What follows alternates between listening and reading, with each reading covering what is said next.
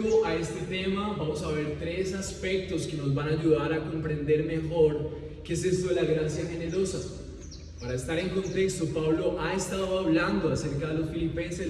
El último versículo que vimos en la predicación pasada fue que Jesús era para Pablo su fortaleza, y la expresión de Pablo era: todo lo puedo en Cristo que me fortalece, todo lo puedo soportar en Él. Pero también Pablo tenía una comunidad a su alrededor que le ayudaba, que le acompañaba, que le apoyaba económicamente, le alentaba, oraban por él. Y esa comunidad más cercana eran los filipenses. Y entonces Pablo, en esta porción, él está tratando de conectar la enseñanza de esta ofrenda y esta dádiva con estos hombres fieles que habían entendido la importancia de conectar su fe también con todo en su vida, y que hoy nosotros podamos darnos cuenta que eso aplica también para nosotros. El primer punto que quiero que veamos hoy es que vamos a ver que el Señor desea que vivamos en una gracia generosa. Y la razón por la cual nosotros no podemos vivir en esa gracia generosa es que nosotros en esencia somos codiciosos. Y esa es nuestra realidad. Pero lo bueno que quiero que hoy meditemos, y lo esperanzador, es que Jesús transforma nuestra codicia en gracia generosa. Y eso abre las puertas de la victoria de un grupo de personas que, una vez que han creído, pueden vivir y ser parte del avance del reino de Dios, aún con todo lo que tienen. Hace poco estaba pensando, mientras leía, en una de las crisis más importantes, el gran debate de la gente creyente, el gran debate de la ciencia y la fe. El gran debate está relacionado en cuál es la creación, cuál fue el inicio de todas las cosas.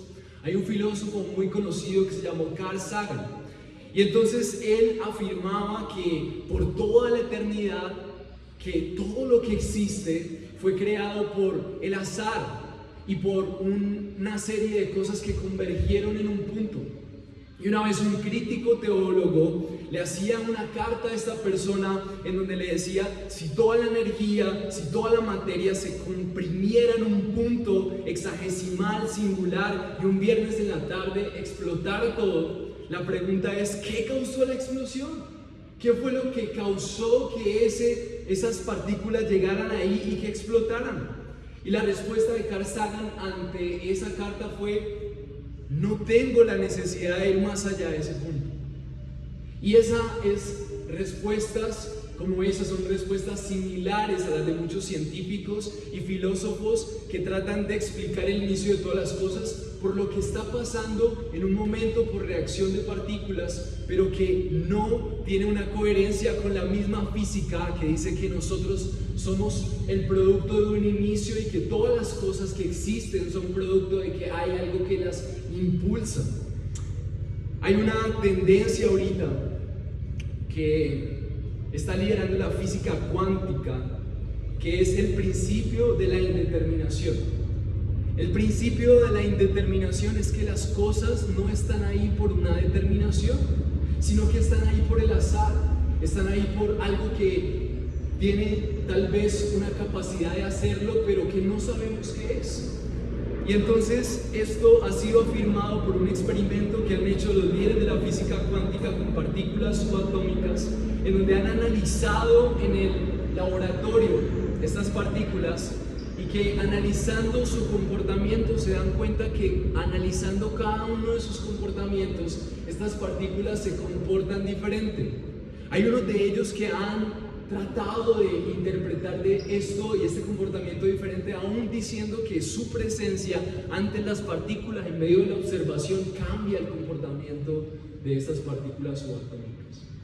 Y todas estas conclusiones son conclusiones que tratan de interpretar qué es lo que pasa y por qué estas partículas no se comportan todas de forma igual. Algunos concluyen que es como si unos desaparecieran y otras volvieran a aparecer. Y entonces el análisis de esto que está pasando en el laboratorio para los líderes de la física cuántica, para ellos es la conclusión de que como las partículas no tienen un comportamiento que es un comportamiento ordenado, sistemático, determinado, entonces por lo tanto las cosas, el mundo y el universo pudo haber sido creado de la nada.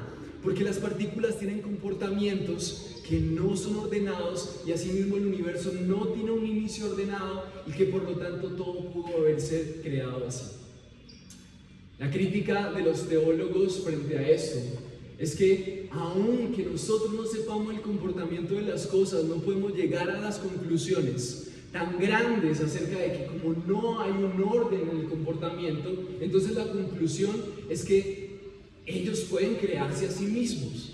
Ellos dirigen su propio comportamiento dirigido por el azar. Y esas conclusiones, según este teólogo que le escribía esta carta, son conclusiones demasiado arriesgadas para la ciencia. Cuando la ciencia no comprende un comportamiento de las partículas, su conclusión más sabia, prudente y humilde debería ser: no sabemos qué está pasando con las partículas. Pero el hecho de saber y entender que hay un comportamiento diferente no puede dar como conclusión que así como se comportan esas partículas, se comporta el universo, y ese es el inicio de todas las cosas, porque también va en contra de la ciencia y en contra de la física que nosotros podamos concluir que simplemente por un comportamiento así, entonces podamos deducir que entonces nada es el inicio de las cosas, porque nada es nada. Y hay algo muy grave en este tipo de conclusiones, porque si el inicio del universo es nada, entonces nada es la esencia de todas las cosas. Nada es lo que influye a todo lo que somos. Hay algo muy especial que dijo Einstein, y él dijo: Dios no juega a los dados con el universo, y si fuera así, yo preferiría ser un zapatero y no un científico. Y hay otras personas que dicen: no, Dios juega los dados en cada una de las células. Pero para Einstein era claro que a pesar de que había muchas cosas que no eran fáciles de comprender para el ser humano, a pesar de que el ser humano no conoce el fondo del mar, a pesar de que el ser humano no conoce más allá de su galaxia, no podemos concluir entonces que, aunque no sabemos el inicio, le atribuyamos a eso que no sabemos que eso es el inicio. Porque sabemos que aún la ciencia tiene órdenes y hay algo que está pasando en esta generación. Y es que debido a tanta información, debido a tanta buena información que tenemos en redes, que tenemos en internet, se ha vuelto como heroico empezar a pensar que lo absurdo es increíble. Pensar en razonamientos absurdos son heroicos, son admirables. Que podamos decir, como por ejemplo: ¿tú ves la silla ahí? Bueno, la ves, pero probablemente no está, porque la materia, y empezamos a decir ese tipo de cosas, y se suena como un humor, y entonces la gente brillante dice: no, pero si los comportamientos en realidad no es materia, en realidad es energía, y empieza y se ha vuelto como un tema admirable ver cómo jugamos con las verdades y en lo absurdo nos volvemos orgullosos. Y eso nos roba de los principios más importantes.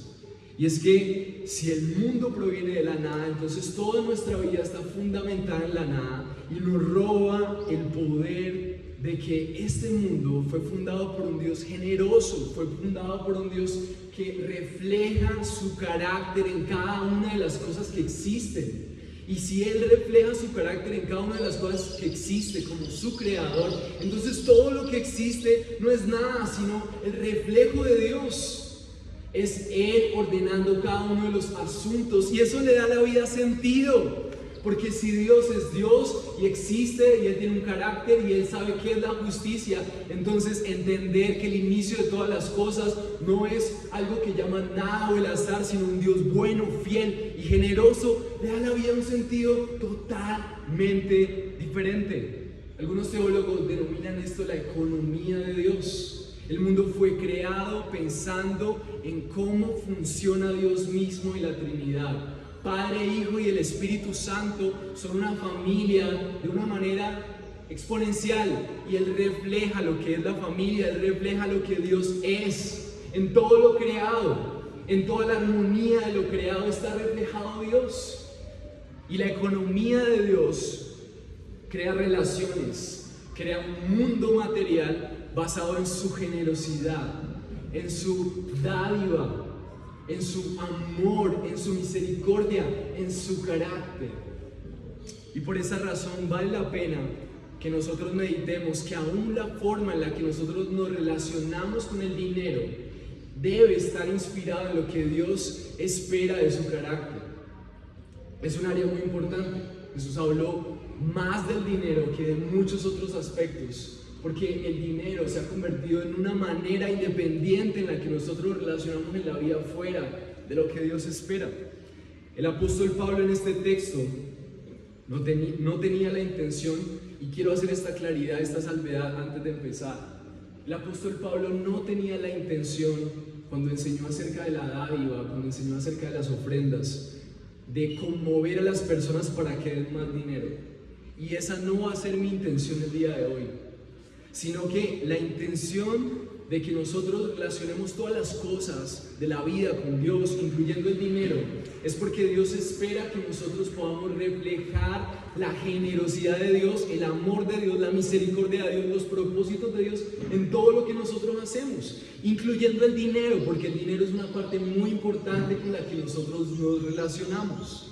Por medio de Cristo tenemos la gracia de hacer lo bueno, y por medio de Él vamos a esperar la recompensa de hacer lo bueno, incluyendo la manera en la que nosotros nos relacionamos con el dinero. Y por eso en la iglesia se debe hablar acerca de la forma en la que nosotros manejamos el dinero. Pero no estamos buscando conmover a personas para que den más dinero. Quería hacer esa salvedad, ¿vale?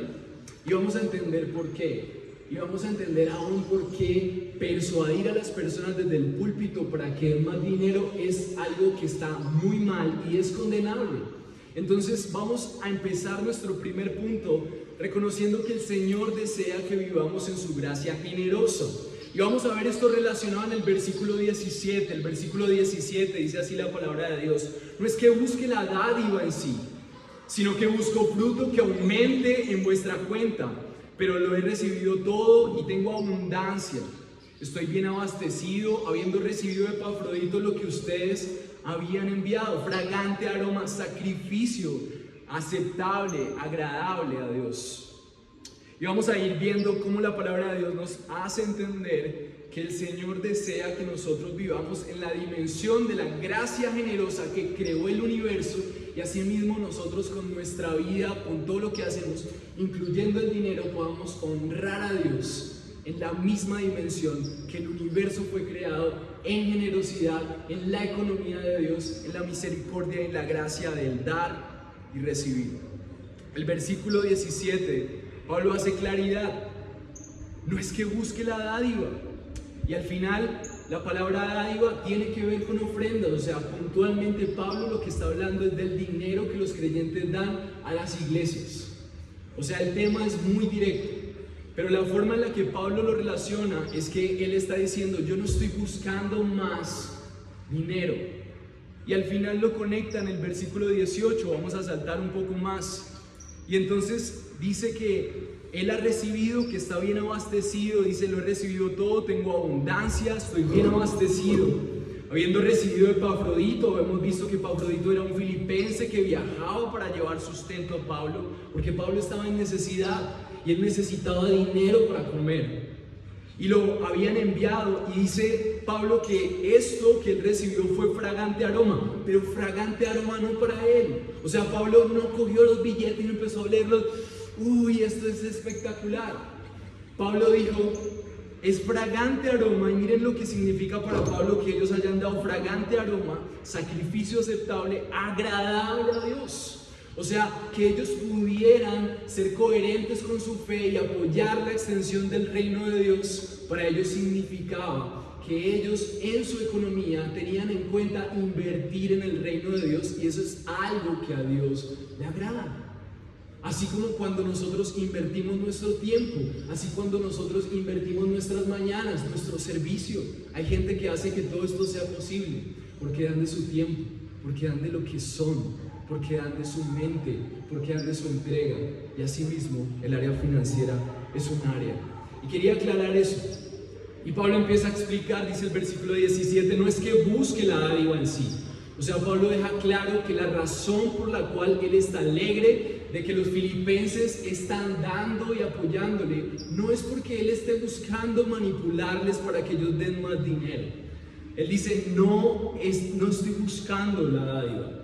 No me interesa que ustedes den más dinero. Dice el versículo 17, sino que busco fruto que aumente en su cuenta. Lo que quiere decir Pablo es que parte de lo que Dios espera de nosotros es que nosotros podamos vivir una vida fructífera. Cuando nosotros pensamos en la iglesia vid, pensamos en que Jesús dijo que Él era la vid verdadera y nosotros éramos las ramas y todos los que permaneciéramos en Él daríamos mucho fruto. Esa es la promesa. Permanecer en la obra de Jesús nos permite dar fruto. Y la pregunta clave es, ¿qué es el fruto? Por allá Gálatas dice que el fruto son unas características: amor, gozo, paz, paciencia, bondad, benignidad, mansedumbre, templanza. Y contra tales cosas no hay ley. Y la razón por la cual eso está citado aquí es porque esas características son el carácter de Jesús. O sea, lo que dice la palabra de Dios cuando expresa acerca del fruto es que Dios espera que nosotros nos parezcamos más a Jesús en todo lo que nosotros hacemos. Es por eso que la carta a los filipenses pone como modelo máximo la entrega de Jesús. Jesús le costó toda su vida y seguramente le costó entrega económica a sus discípulos. Seguir a Jesús le costó todo en la vida, entrega económica a sus trabajos, muchas cosas. Entonces, lo que el Señor quiere decirnos a través de la palabra de Dios es que el Señor desea que toda nuestra vida sea una muestra de cómo nuestro fruto, es decir, el carácter de Cristo, vaya aumentando cada vez más. Y qué importante que lo relacionemos con el dinero. ¿Por qué Pablo hace este énfasis? Porque nosotros podemos parecer muy piadosos, podemos parecer hacer el devocional todo el tiempo, pero si hay alguien y si hay algo fuerte en esta sociedad, es la esclavitud al dinero, la idolatría al dinero. Jesús habló mucho del dinero, porque para nosotros el dinero se convierte en seguridad, para nosotros el dinero se convierte en esperanza, se convierte en plenitud, y la relación y lo que hagamos con el dinero importa mucho. Y para Pablo era un motivo de alegría y de dar gloria a Dios de que estas personas no estaban dando solamente para ganar el favor de Dios o por manipulación, sino que era evidente que ellos estaban deseando ver extender la obra de Dios y sabían que Pablo necesitaba recursos, porque viajaba, porque no tenía en esa etapa un trabajo. Y ahora vamos a ver que Pablo le tocó trabajar para sostenerse, pero también decidió entregarse a tiempo completo y que la iglesia de los filipenses le apoyara, hizo que el evangelio se extendiera de una forma más fiel. Entonces, dice Pablo, no es que busque el fruto, no es que busque la dádiva, sino que busco el fruto que aumente en su cuenta. Y la palabra cuenta quiere decir como si nosotros tuviéramos efectivamente una cuenta, como si tuviéramos un listado de cosas que más adelante delante de Dios vamos a tener que presentar. Y una de las cosas por las que se nos va a preguntar acerca de nuestro fruto es cómo estamos administrando nuestros recursos. Vivir en la dinámica de gracia generosa honra y glorifica a nuestro Dios, y por eso Pablo dice que da gloria a Dios. ¿Por qué es necesario? ¿Por qué es necesario que nosotros también administremos los recursos como Dios desea? Juan 15, versículo 8 dice: en esto he glorificado a mi Padre, en que deis mucho fruto, y así probéis que son mis discípulos. Nosotros damos fruto en las áreas de nuestra vida, y cada vez que cada una de nuestras áreas de nuestra vida está en coherencia con lo que Dios espera, entonces nosotros mostramos que somos seguidores de Dios. Y tú puedes mostrar que eres seguidores de Dios al venir a un lugar, puedes mostrar que eres seguidor de Dios al venir a tu habitación en la mañana a buscar de Dios, pero créeme, si hay algo que cuesta entregar, es el control del dinero. Me hace acordar de la noticia de los cruzados cuando se bautizaban y habían personas, ejércitos de la iglesia católica en ese tiempo, que les enviaban a conquistar otros terrenos.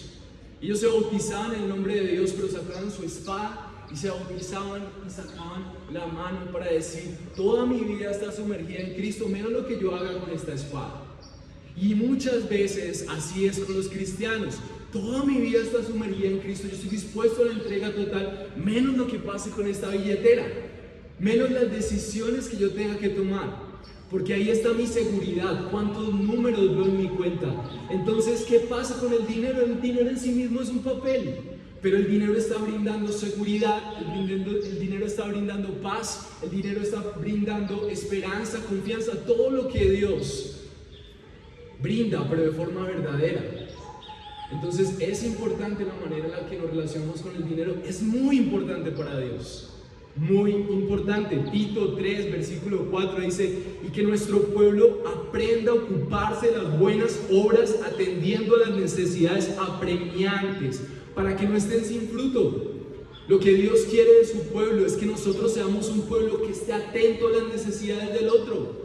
Una iglesia que es una iglesia saludable, es una iglesia que sabe cuáles son las necesidades de su hermano. ¿Qué está pasando en la iglesia? ¿Qué está pasando con la persona que tengo al lado? Y entiendo que eso para mí es una oportunidad para servir, para no estar ocioso, sino para dar, para ser generoso, para que la gracia generosa abunde. Pablo dijo: todo lo puedo en Cristo que me fortalece. Y se fortaleció en Cristo, se fortaleció en que Él era su fortaleza, que Él le capacitaba para avanzar. Pero el versículo 14 dice: sin embargo, han hecho bien en compartir conmigo en mi aflicción. Nuestra fortaleza es el Señor.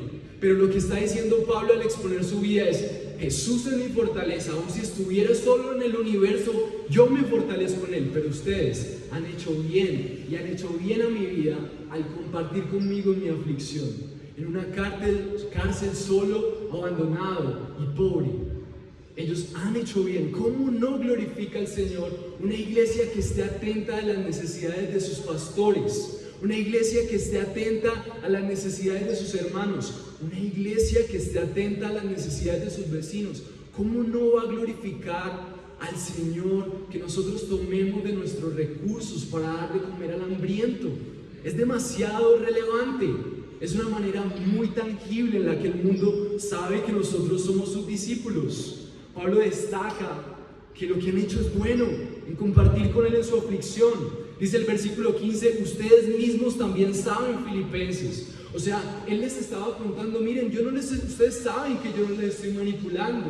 Ustedes saben, ustedes me conocen. ¿Qué sabían? Miren lo que dice 2 Corintios 11:4, dice: otras iglesias despojé. Miren lo que dice Pablo cuando escribe a los Corintios: otras iglesias despojé tomando salario de ellas para servirlos a ustedes, y cuando estaba con ustedes y tuve necesidad, a nadie fui carga, porque cuando los hermanos llegaron a Macedonia suplieron plenamente mi necesidad, y en todo me guardé y me guardaré de serles carga. Lo que está diciendo Pablo es que él estaba cogiendo de los recursos que los filipenses, en este momento él está refiriéndose a la ayuda de los filipenses me están ayudando a mí, y es como si yo les despojara del propósito por el cual ellos me ayudan, y estoy usando esos recursos para sostenerme y servir a otras iglesias. Él necesitaba hacer eso, porque necesitaba un sustento. El comienzo de la predicación del Evangelio, dice el mismo versículo 15, ustedes saben, y a lo que se está refiriendo Pablo era que ellos sabían cuál era la situación de él.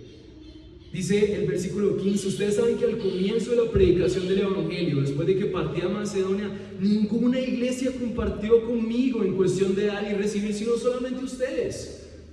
Entonces lo que está diciendo Pablo aquí es: miren, ustedes saben que yo comencé a predicar de esto y nadie me apoyaba.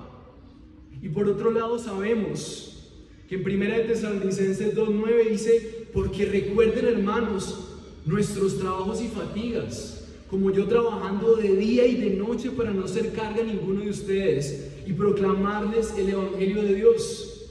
Pablo tuvo que trabajar haciendo tiendas para no pedirle dinero a nadie.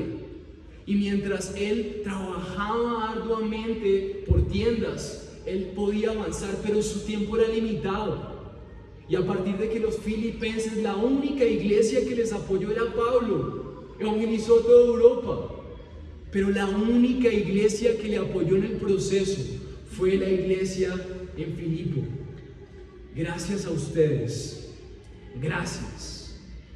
Versículo 16 dice: porque aún a Tesalónica enviaron dádivas más de una vez para mis necesidades. Los filipenses estaban tan interesados en apoyar el avance y la predicación del reino que se buscaron personas para que viajaran a pie o a lomo de mula, tal vez, o en camello, o como quiera que pudieran ser, para enviar dinero suficiente para el sostenimiento del avance del evangelio. Y por eso Pablo dice: no es que busque la dádiva, sino que todo lo que ellos hacían para apoyar el avance del evangelio era evidente que tenía una motivación mucho más allá del orgullo, mucho más allá de buscar la bendición. Pablo no podía retribuirles, estaba en otras ciudades, pero ellos sabían que lo que Pablo estaba haciendo era una labor del reino, era una labor bendita, era una labor que necesitaba ser impulsada y que ellos tenían los recursos para hacerlo. Ellos estaban honrados de hacerlo. Versículo 18 dice: pero lo he recibido todo y tengo abundancia. Pablo podía decir: no tengo necesidad de manipularles más porque tengo lo suficiente. La palabra abundancia de Pablo no es una palabra en donde podamos decir que Pablo tenía un montón de billete, sino que era una forma en la que él podía reconocer que tenía lo suficiente. La abundancia de Pablo seguramente era que tenía ropa, que tenía que comer y tal vez tenía donde vivir. En este caso tenía donde vivir porque estaba en la cárcel, pero tenía lo suficiente porque Pablo era un hombre modesto. Y eso nos dice mucho también de la relación que tenemos con el dinero. La expresión de Pablo en abundancia no era la expresión social de la abundancia. Y él usa esta palabra porque socialmente en Filipo eran admirados los filósofos que usaban sus recursos de una manera modesta. Y eso era admirable para la gente, porque estaban en un contexto de pompa, en un contexto en donde era necesario exponer tus bienes materiales para decir: soy alguien. Se parece a Cali, se parece a Colombia, se parece a Latinoamérica, pero Pablo podía decir: tengo lo suficiente. No lo que la sociedad dice que es suficiente, sino tengo lo suficiente, lo que necesito. La conciencia de que tengo lo que necesito. Eso nos deja mucho también que pensar de nosotros. ¿Estamos vistiéndonos como necesitamos? ¿Qué nos dice nuestra conciencia de la moda, por ejemplo? ¿La moda que estamos usando es lo que necesitamos o qué estamos tratando de conectar y con qué estamos cuidando el corazón con lo que nos ponemos? No me imagino Pablo diciéndole: tengo lo que necesito, mientras se gasta el dinero en cosas que realmente no son necesidad. ¿Se imaginan un predicador del evangelio hablando del reino mientras invierte los recursos y malgastándolos porque estoy en abundancia? Y él es el modelo también para los creyentes. ¿Cómo usamos nuestros recursos? Estoy bien abastecido, habiendo recibido de Epafrodito lo que han enviado. Cuando vimos esta porción de lo que era la vida de Epafrodito, era un misionero que se encargaba de llevarle los recursos a Pablo. Y la forma en la que Pablo lo describe es como un obrero fiel, pero que casi muere. O sea, llevarle los recursos para los filipenses fue una preocupación porque casi muere, dice el capítulo 2. Pero lo recibí y estoy bien abastecido. Lo que él está diciendo: gracias a ustedes, como si Pablo les dijera: gracias a ustedes, gracias a su gracia generosa, yo estoy con lo que necesito. Y esto es fragante aroma y sacrificio aceptable a Dios. ¿Por qué Dios lo acepta? ¿Por qué Dios acepta esto? ¿Por qué a Dios le interesa tanto esto? Esto nos conecta directamente con una historia en la que Dios muestra lo interesado que Dios está en la manera en la que tú administras tus recursos y cómo los usas para glorificar y permitir que Dios te use para la extensión del reino. Cómo eso muestra tu corazón. Génesis 4:2 nos recuerda una historia muy popular. Es la historia de Caín y Abel. Después, esta pareja de Adán y Eva dieron a luz a Abel, su hermano. Abel fue un pastor de ovejas, Génesis 4, versículo 2. Y Caín fue el labrador de la tierra. Al transcurrir el tiempo, Caín trajo al Señor una ofrenda. Es la misma palabra y la misma conexión que usa Pablo con dádivas. Caín trajo al Señor una ofrenda. ¿Por qué las personas traen a Dios una ofrenda? ¿Por qué? Porque es bueno. Porque cuando nosotros decimos: Dios, mira, quiero traerte esto a ti, Es porque yo estoy reconociendo que todo lo que tengo proviene de Él. Después de que Él cultiva, entonces trajo una ofrenda del fruto de la tierra. Pero miren lo que dice de Abel. Dice: también Abel por su parte trajo los primogénitos de sus ovejas y la grasa de los mismos. Y lo que dice el Señor es que el Señor miró con agrado a Abel y su ofrenda, pero no miró con agrado a Caín y su ofrenda. Caín se enojó mucho y su semblante se enmudeció. Y esa razón fue la razón que llevó a Caín a asesinar a su hermano, al ver que su ofrenda no era bien recibida. ¿Qué pasó allí? ¿Dios le agradan más los animales que las verduras? La única diferencia entre estas dos cosas es que lo que puso Abel fue lo mejor, lo primogénito, lo mejor de sí. Y eso refleja que solamente Abel no estaba dando una ofrenda para cumplir y que Dios le bendijera, sino que la ofrenda de Abel no era esperar la bendición de Dios. Abel quería asegurarse que lo que él estaba haciendo con su vida se convirtiera en olor fragante delante de Dios. Yo quiero que mi vida representada aquí en mi trabajo, que me la he pasado haciendo en todo esto, sea tal que yo le demuestre a Dios, entregando lo mejor y lo primero, que Él es importante para mí. Y por eso Dios dice que recibió con agrado la ofrenda de Abel, no porque fueran animales, sino porque fue lo mejor, porque fue lo primero. Y entendiendo que el principio que queremos ver en este punto es que Dios desea que tú vivas en una gracia generosa, quiero que te preguntes si, así como los filipenses, tú eres un creyente en una ciudad que, a pesar de que tiene la oportunidad de escalar con su dinero, también dentro de tus posibilidades tú estás considerando que tú tienes los recursos para que tu vida sea una herramienta para que el reino de los cielos avance y que Dios se agrada de eso. Algunos pueden dar más, otros pueden dar menos, otras personas a su vez, mientras dan, también sirven, pero el Señor extiende su reino con la generosidad de las personas. Hoy estamos hablando de los recursos. Mañana, y como en otros momentos hemos hablado, vamos a hablar del amor, vamos a hablar del perdón, de la entrega, pero la economía de Dios gira en torno a la generosidad. Yo no doy para que Dios me bendiga, yo doy porque es bueno. Dios me bendice por dar, pero yo necesito reconocer que todo lo que tengo proviene del buen Dios. ¿Cómo la administración de tu dinero muestra que hay en tu corazón? ¿Tú estás dispuesto a adorar a Dios con tu dinero? ¿O eres de esa religión en donde, así como el de la espada, tú estás dispuesto a adorar a Dios con tu vida, pero no con tu compromiso con tu iglesia local? ¿No estás dispuesto a dar un poquito más de tu tiempo en las mañanas? Porque en tu religión es posible pasar meses sin tener un tiempo de intimidad con Dios y sin entregar generosamente de tu tiempo. ¿Cómo la forma en la que manejas tu economía está reflejando que tú comprendes que la economía de Dios y su reino funciona por gracia, o sea, inmerecido, y generoso en abundancia?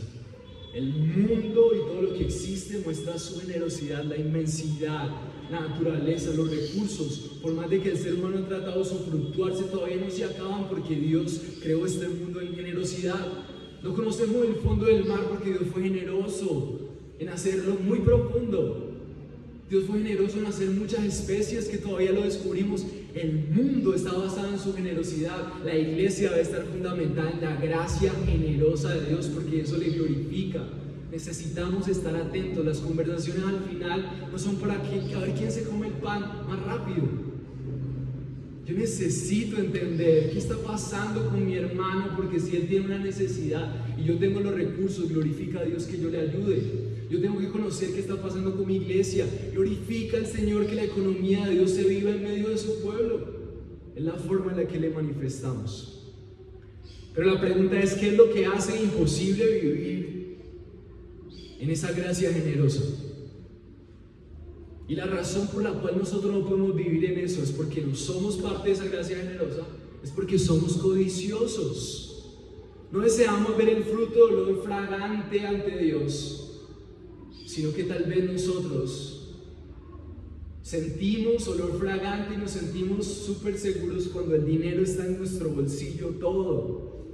El versículo 17 dice: no es que busque la dádiva en sí, sino que busco el fruto que aumente en nuestra cuenta. La razón por la cual nosotros no vivimos en la gracia generosa es porque nosotros sí estamos, a diferencia de Pablo, nosotros estamos buscando la dádiva. Y vamos a hablar de dos cosas y dos maneras en cómo los creyentes pueden estar buscando la dádiva.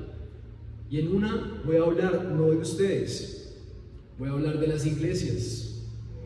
Cuando las iglesias empiezan a enseñar a las personas que si dan van a ser bendecidos, están entrenando a las personas para que esas personas busquen a Dios por interés.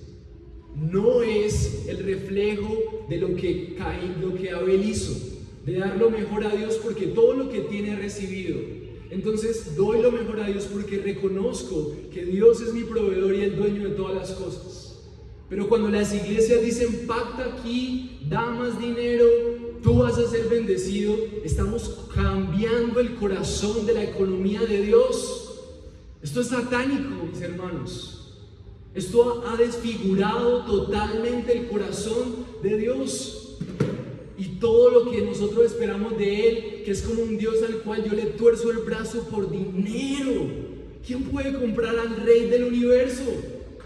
Es absurdo, es una de las peores ofensas que Dios está recibiendo en abundancia. Nosotros deberíamos ser de aquellos que dan, conscientes de que nosotros no damos por eso. Y que cuando escuchemos ministerios así, con amor podamos llevar a las personas a esta expresión en donde Pablo, necesitado en la cárcel, en pobreza, decía: tengo lo suficiente, pero yo no tengo que manipularlo a ustedes.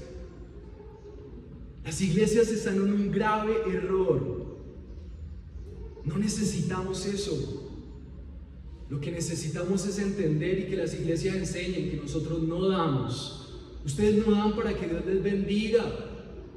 Ustedes dan porque todo y cada una de las cosas que tienen, que ustedes pueden ver, han sido dadas por Dios. Y cuando vamos le decimos al dinero: tú no eres mi seguridad, tú no eres mi esperanza, tú no eres aquello que solamente Dios puede darme. Mi esperanza es el Dios, tú eres mi proveedor. Entonces tú simplemente eres el instrumento para que yo siga extendiendo mi reino, el reino tuyo. ¿Y cómo lo extiendo? Cuando soy responsable con mi familia. Entonces los recursos van a pagar las cuentas de mi hogar, a tener vestido, los hombres siendo proveedores, las mujeres buenas administradoras, y eso glorifica al Señor. Pero un porcentaje de eso debe estar entregado a la iglesia, no porque la iglesia lo necesita, mis hermanos, no lo necesita la iglesia. Al igual que Pablo me identifico, y los que me conocen ustedes saben que el Señor nos ha sostenido.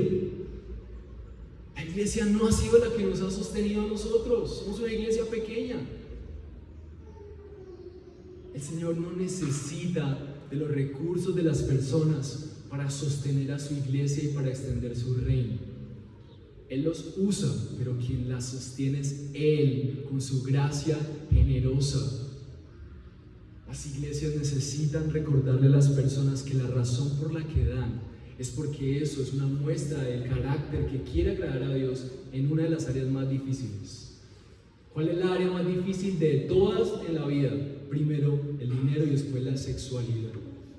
Tú puedes ver cómo está tu entrega a Dios en la manera en la que tú eres generoso con tu dinero, con el reino y con los demás, cómo lo administras y cómo estás manejando tu sexualidad.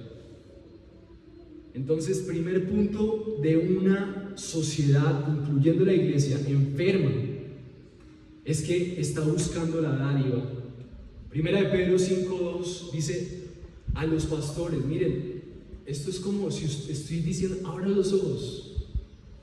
Primera de Pedro 5:2 dice a los pastores. Primera de Pedro es una carta diseñada en esta porción para instruir a los que están así como yo aquí. Dice: pastoreen el rebaño de Dios entre ustedes, velando por él, no por obligación, sino voluntariamente, como quiere Dios, no por la avaricia del dinero, sino con sincero deseo. Hay una advertencia de Pedro, a los pastores: ustedes no pastoreen por lo que eso les implica económicamente. porque es avaricia. Mira la conexión de la palabra de Dios. La avaricia es acumular. Segunda de Pedro 2:3 dice, en su avaricia, refiriéndose también a los pastores, pero que han hecho de la iglesia un lugar para trasquilar a las personas y tener más dinero. Miren lo que dice segunda de Pedro 2:3, dice, en su avaricia los explotarán con palabras falsas. O sea que Dios dice, va a haber dentro de las iglesias personas que van a explotar a la gente con palabras falsas. Pero miren lo hermoso que el Señor dice en segunda de Pedro 2:3, el juicio de ellos desde hace mucho tiempo no está ocioso, ni su perdición dormida.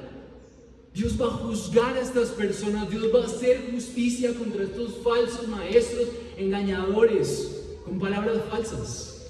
Pero la iglesia tiene que estar atenta de quién está buscando la dádiva y pastoreando por el dinero. Y tenemos que ser un pueblo que represente esto de una forma diferente. La otra forma de buscar la dádiva es la otra parte. Ya me di mucho palo yo y los líderes, ahora les corresponde a ustedes. La dinámica de dar y recibir, dar palo y recibir palo también. Dice de los creyentes, si nosotros estamos dando también, así como dice Pablo, que Él no está buscando para que la dádiva aumente, entonces por ende podemos pensar también que nosotros no damos para que nuestra dádiva aumente. Judas 1:11 dice, hay de aquellos que han seguido el camino de Caín. El camino de Caín, Dios no le importa si yo doy cualquier cosa. Sí, hermanos, yo quiero que ustedes tengan muy en cuenta esto. Con todo el amor se los digo. Con todo el amor se los digo. Y que lo apliquen a todas las áreas de sus vidas. El ejemplo de Caín es que Caín llevó la ofrenda al igual que Abel, pero su corazón estaba desconectado de la entrega de la gracia generosa. Abel le costó dar. Abel entregó lo mejor. Seguramente ahí estaban representados su tiempo, sus recursos. No había economía como ahora, eso era todo lo que él tenía. Pero dice Judas 1:11, ay de aquellos, está en signo de admiración, ay de aquellos, como si eran pobrecitos ellos, porque han seguido el camino de Caín por lucro, dar por lucro, se lanzaron al error de Balaam. Balaam era un Dios que prometía abundancia y la gente hacía lo que fuera por eso. Nosotros no tenemos estatuas de Balaam, pero ¿cuánto nosotros nos hemos entregado a cosas esperando que sean nuestra esperanza, familia, amigos, empresas, emprendimientos, con tal de recibir de ellos seguridad, esperanza? Se lanzaron al error de Balaam y perecieron en la rebelión de Coré. Estos de la rebelión de Coré fueron aquellos que no quisieron andar en conformidad al liderazgo de Moisés. Versículo 12, estos son escollos ocultos en vuestros ágapes, cuando banquetean con ustedes sin temor, apacentándose a sí mismos, son nubes sin agua, llevadas por los vientos, árboles de otoño, sin fruto, 2 veces muertos y desarraigados, son olas furiosas del mar, que arrojan como espuma su propia vergüenza, estrellas errantes, por quienes la oscuridad de las tinieblas ha sido reservada para siempre.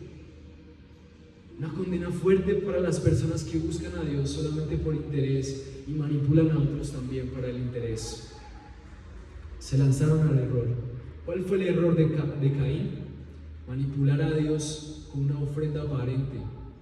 Lo mismo le pasó a Ananías y Zafira también con dinero. ¡Wow! Varios momentos en donde personas fingieron, no, yo vendí esta propiedad y yo te estoy dando todo, Dios. Dios aborrece ese tipo de hipocresía, que solamente está buscando tener la conveniencia de dar ese tipo de cosas para aparentar ser alguien, pero su corazón está desconectado de dar todo lo que el Señor está demandando. No dar por codicia.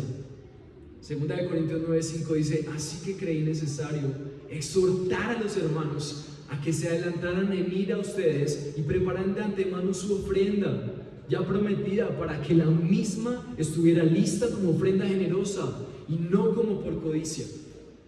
Pablo nos deja ver que parte de la dinámica de las iglesias era que entre ellas podían ver las necesidades de los otros y habían ofrendas generosas, buscando la gloria de Dios. Tim Keller, les recomiendo el libro de Dioses que fallan, y él habla de 3 dioses: dinero, sexo y poder. Y cuando habla de el dinero, hace un recuento de algunos de los análisis de filósofos, y Friedrich Nietzsche presagió que el dinero sería el ídolo más importante de este siglo, el mayor ídolo y dios falso occidental.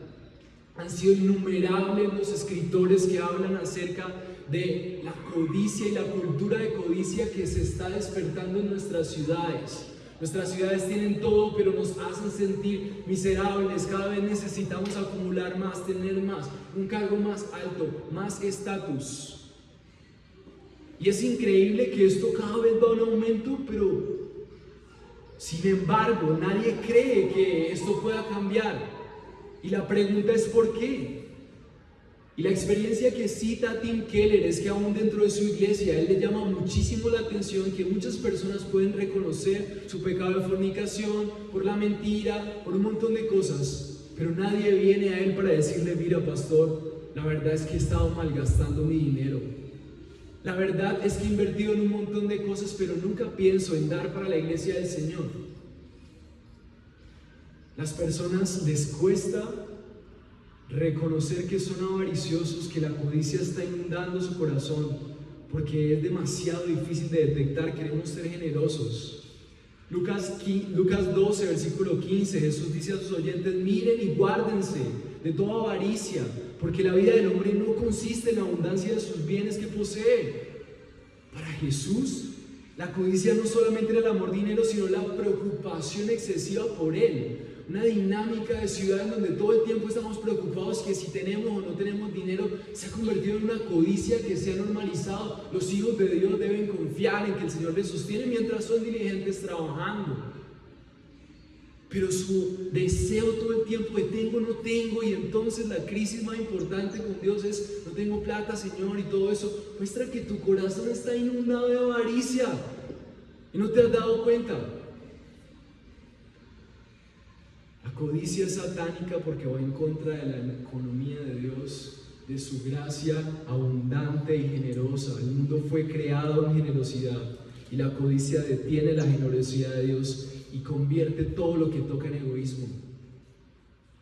Y por eso yo quiero que hoy te preguntes que si Dios dice que tú vivas en la generosidad del reino y tu corazón está inundado de codicia, tú sepas que hoy es el día en donde Dios te está hablando acerca de cómo estás glorificando y mostrando tus frutos alrededor de eso. No sé si tú creas que Dios deba dirigir esa área o no, pero la palabra de Dios dice que eso le glorifica. Puedes ver cómo el Dios falso del dinero te impide ser generoso con la iglesia, con los demás. Puedes ver cómo tu propio egoísmo te impide dar tiempo para la extensión del reino de Dios. Puedes ver cómo tu propia vida, centrada en tu propia comodidad, te impide dar un tiempo generoso al Rey que te lo ha dado todo. Si puedes ver eso, entonces da gloria a Dios, porque hoy es un día en donde si tú te aferras al amor de Cristo muriendo por eso, por tu codicia, por tus cosas, vas a encontrar esperanza y vas a encontrar libertad. Pero debes hoy reconocer que tu corazón está inundado de codicia y de miedo por perder lo que acumulas, y que necesitas rendir esa área a los pies del Rey de gracia abundante y generosa. Entonces la pregunta que tenemos que hacernos es: ¿cómo se resuelve? Corazones llenos de codicia que están siendo invitados a una gracia generosa. Y el último punto que quiero que tengamos en cuenta y que no se nos olvide es que Jesús transforma nuestra codicia en gracia generosa. Solamente Él puede transformar corazones tacaños, egoístas, egocéntricos y codiciosos en corazones generosos. Solamente Él puede. La pregunta es ¿cómo? El versículo 19 dice que Pablo les dice, el versículo 19: y mi Dios proveerá para todas sus necesidades conforme a sus riquezas en gloria en Cristo Jesús. O sea que ser generoso, ya que no es por bendición, pero Dios se agrada de eso, también es el canal que Dios dice: ok, esta persona es generosa, yo quiero bendecirle. No lo hacemos por la bendición, pero el Señor por su gracia generosa lo hace. Pero la clave de esta afirmación de Pablo es que él dice que Él bendice conforme a sus riquezas en gloria en Cristo. Y la palabra en Cristo describe la realidad de los filipenses que han puesto su confianza en Él, que han decidido no depender del dinero que acumulen, sino de lo que Cristo es en ellos, que se han puesto como una meta decepcionarse del poder del dinero para entender que solo el poder de Dios les guarda. Los que se han arrepentido de servir a los dioses que siempre les fallan, esa cuenta que disminuye y que te desesperas, es un Dios fallándote y que te está diciendo no puedo ser el Dios que salva. Y ellos se habían dado cuenta que ese Dios no podía darles esperanza, y arrepentidos de eso usaron sus recursos para la extensión del reino, y eso manifestaba que ellos estaban en Cristo. Los que han sido comprados por la sangre del Cordero son los únicos que están en Cristo. Se dieron cuenta que Dios había muerto por ellos antes de que ellos pudieran hacer algo por Él. Y su fe puesta en el Dios que murió por ellos para que ellos dejaran de ser codiciosos, hacía que ellos pudieran estar conscientes de que su vida estaba en Cristo por gracia. Los que reconocen su codicia y los que se arrepienten de ser parte de este mundo nefasto y empiezan a ser parte de la economía de Dios para agradarle, esos son los que están en Cristo. ¿Quiénes pueden? Nadie puede. Nadie puede, porque todos hemos fallado y nos hemos desviado hacia la codicia. Pero Cristo, siendo el Dios Rey del universo, dice 2 Corintios 8:9, porque conocen la gracia de nuestro Señor Jesucristo. ¿Cómo Dios responde a nuestra codicia? ¿Cómo nosotros estamos en Cristo? ¿Cómo somos transformados en generosos? Pablo dice a los corintios, porque ustedes conocen la gracia de nuestro Señor Jesucristo, que siendo rico, sin embargo, por amor a ustedes se hizo pobre, para que por medio de su pobreza ustedes llegaran a ser ricos. Y el Dios dueño del universo se despoja de su riqueza, se quita su corona resplandeciente y seres vivientes diciéndole santo, santo, santo tú eres el Rey. Y se encuentra en una escena donde le colocan una corona de espinas, escupen su rostro y le dicen, tú que eres el Dios de los judíos, tú que eres el Rey, bájate de esa cruz. Y en su pobreza nos enriquece y nos libera de creer que un pedazo de papel es nuestra seguridad. ¿Cómo se hizo pobre Él para enriquecernos? Y ese es el centro del mensaje del Evangelio que está en Filipenses 2, el cual, aunque existía en forma de Dios, no consideró ser igual a Dios como causa que aferrarse. Él sí tenía algo que aferrarse. No hay nadie sobre su nombre. No hay un trono más admirable. No hay un trono más glorioso, más digno de admiración que su trono. Pero Él no consideró eso como algo que aferrarse, sino que se despojó a sí mismo. Y no solamente se despojó, sino que vino a tomar forma de siervo, haciéndose semejante a los hombres. Se hizo como una figura menor y hallándose en forma de hombre se humilló a sí mismo, haciéndose obediente hasta la muerte de cruz. Él reemplazó humanos que no daban nada por el humano que lo dio todo. Cristo entregó todo.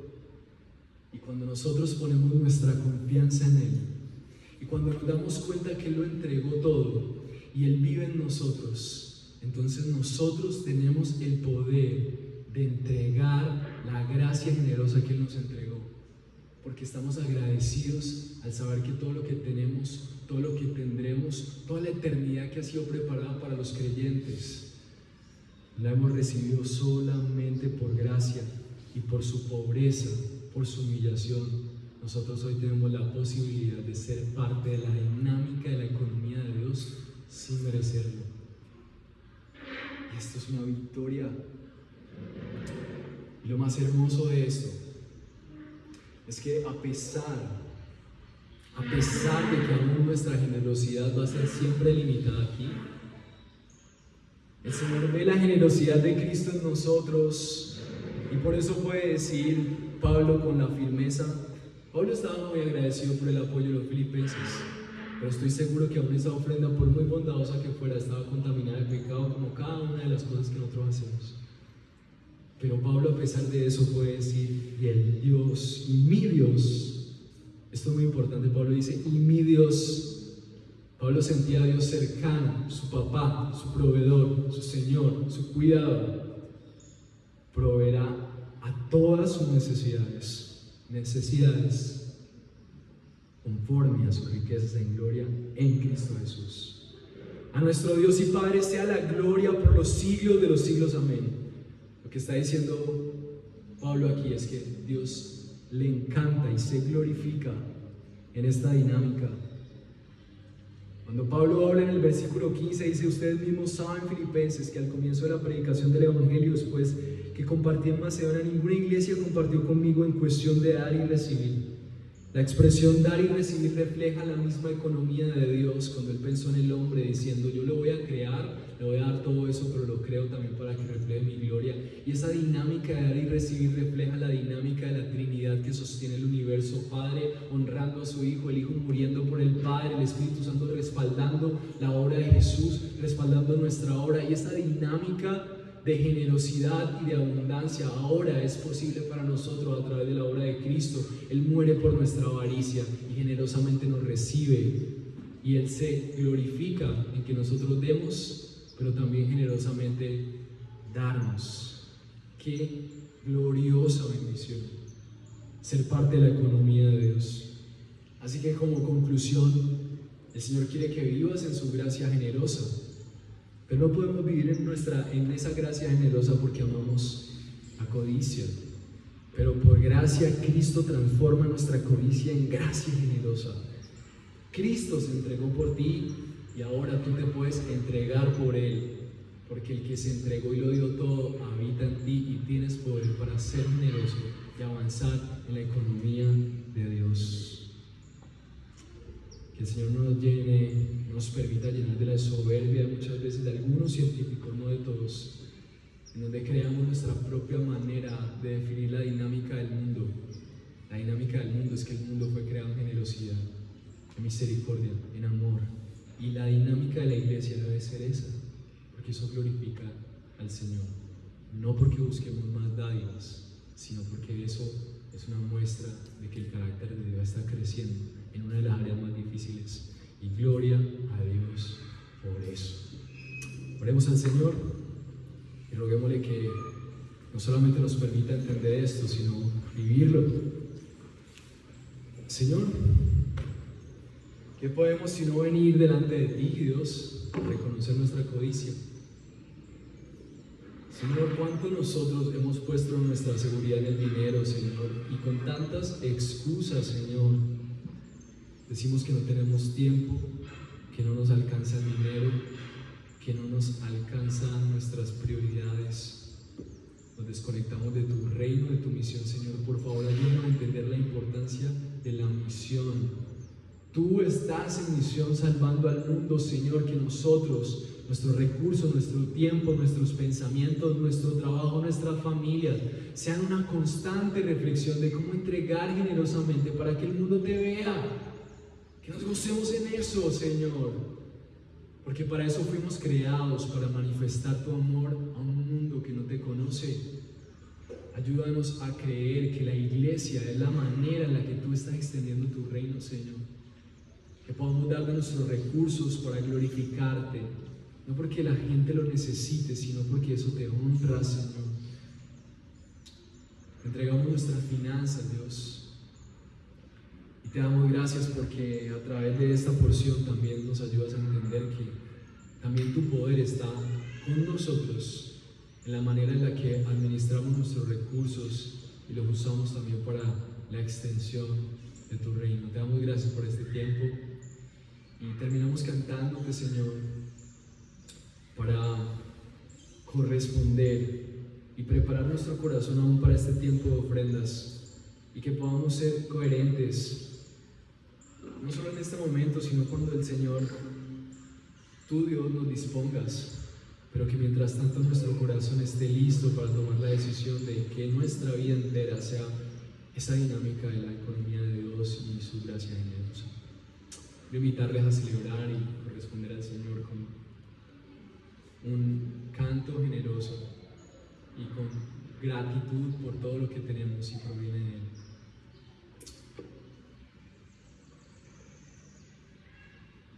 Así que pongámonos de pie y cantemos, gocémonos en saber que por gracia estamos siendo incluidos y que su poder está en nosotros. Sigue en oración y en distancia. Y que este tiempo sea un tiempo donde tú correspondas a la palabra de Dios y que le cantes por estar agradecido por su obra, por la forma en la que Él se ha entregado. Entrega tu vida, entrega tu corazón, tu economía y correspondámosle en amor y gracia. Gracias, Señor. Gracias por tu provisión. Gracias por tu sustento. Gracias porque siempre has sido fiel, Señor. ¿Cómo no ser agradecidos? ¿Cómo no cantarte? ¿Cómo no gozarnos en saber que conforme a tu riqueza en gloria tú suplirás? No solo material, sino todo lo que necesitamos. Pídele al Señor que te revele esa verdad.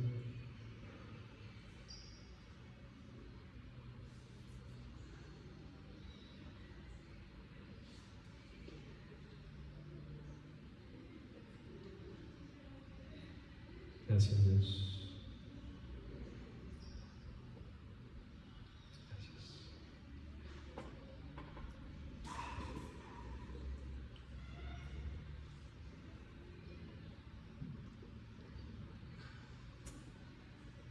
Mientras ponemos la canción, quiero aprovechar este momento para que, así como hemos venido modificando,